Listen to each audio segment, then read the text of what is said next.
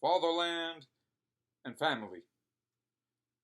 Giorgia Meloni won the elections in Europe, in Italy, for Europe, for Western civilization. Good news for conservatives. Good news for everyone who opposes the effort on the part of all of these new gender communities to destroy the traditional family. Or maybe not. Maybe a bait. What is happening today when people are electing representatives of the tradition, those who are, face value at least, opposing the destruction of the traditional family, the destruction of national identity, the rejection of traditional appeals to God? What happens? Today is perhaps a bait that is given to the traditional spirit, the traditionalist spirit, all longing for stability, for what anchors our daily lives. Why is it a bait? Very simple.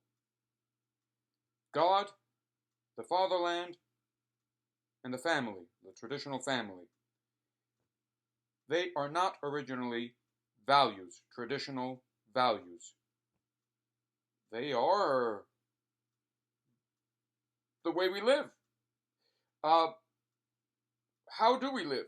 Do we live based on values that we choose in the marketplace of values? No.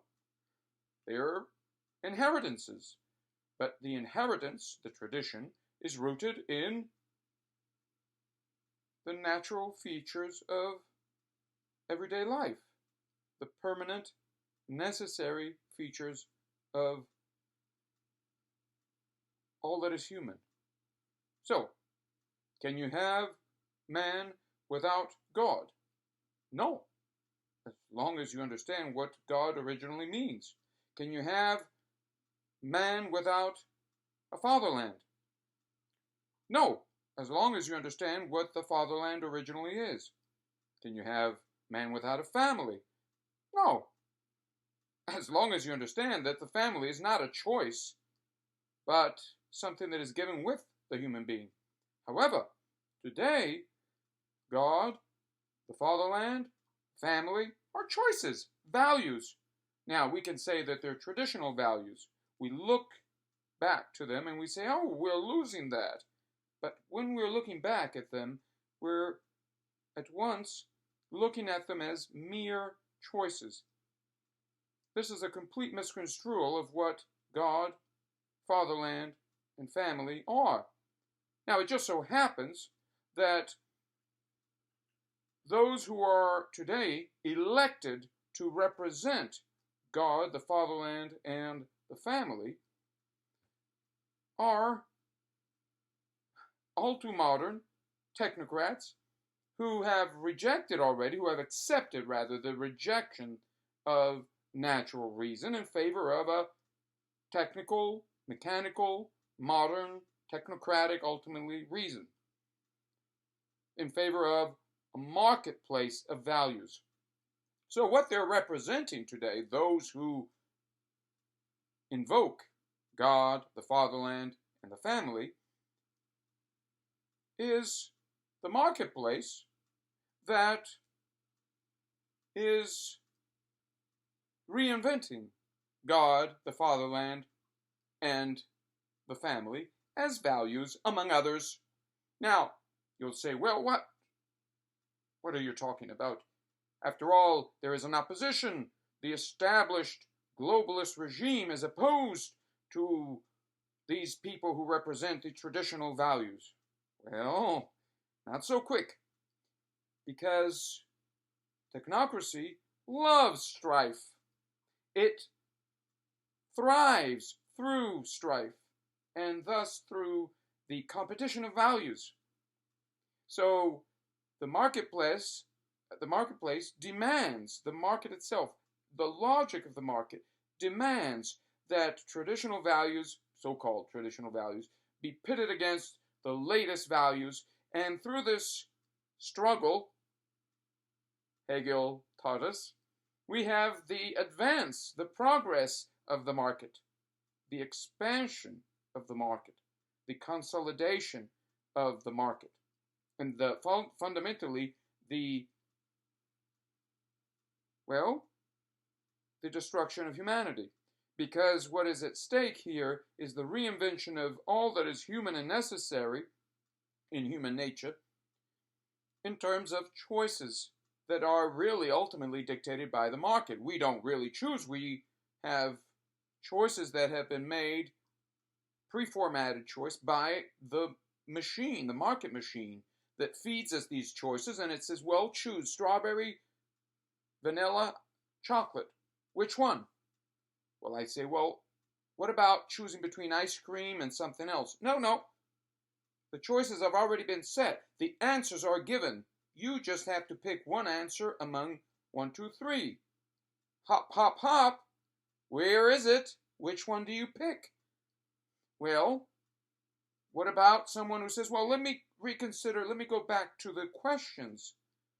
What is underlying, what is presupposed by the answers that have been pre-formatted answers that have been fed to me by the marketplace? The people we are electing are not raising this question. They are accepting completely the technocratic reason, the ratio, the logic of the technocratic market, the globalist machine. So, what does this mean for those who are quite glad about the result of, for instance, the most recent election in Italy? The Meloni, lady who has invoked God, the Fatherland, the family. Wonderful, great, exceptional invocation. However, at the same time, she's already speaking about these terms as ingrained in our DNA. What does she mean by that? Well, you could say to be benevolent and charitable, that is a manner of speech. But, unfortunately, it is more than that. Of course, she is supported by another politician, a statesman of old, Berlusconi, who is very much an entrepreneur, a man of the market, a man of business with anyone. He's a mercenary. He does not appreciate the latest fashions, perhaps. He is a man of the 80s, perhaps. He has his own taste, but he very much enjoys the battle that is within the sphere of modernity, not a battle between modernity and an alternative, which is really what we ought to be considering if we are to face our humanity, what we are. It is not enough to appeal, therefore, to values that are ultimately fed by the marketplace. It is not enough to vote for a regime that is technocratic and that is now representing God, the Fatherland, and the family as mere values, which it can give us and take away at will, according to the logic of the marketplace. One might say, well, what do we have left? Well, there is no other way other than a recovery of natural reason. There is no other way to recover God, the Fatherland, and the family in their original sense, aside from coming to terms with what we are, the human condition as it originally is, as it always has been, but as faced outside of this sphere of influence of the marketplace. Returning to face ourselves outside of this identity that is fed to us by the marketplace. This is the challenge we face, whether we know it or not, whether we choose to face it or not. Will we? Most of us won't. We're not ready for this. We are confused. We are fighting within the machine, not the real battle, therefore. The real battle is the one between the machine and the original alternative, between the logic of the machine, the reason of the machine, and natural reason, a reason that is open to divine transcendence, that is not mechanically imposed upon our daily lives, that is thus natural to us. It is one that is political in its own constitution. It is not applied to political life, to ethics, but it is, in fact, we're talking about the logic of political life, not imposed ideologically upon political life, upon the family itself, but one that is proper, originally proper to the human being as a political life form.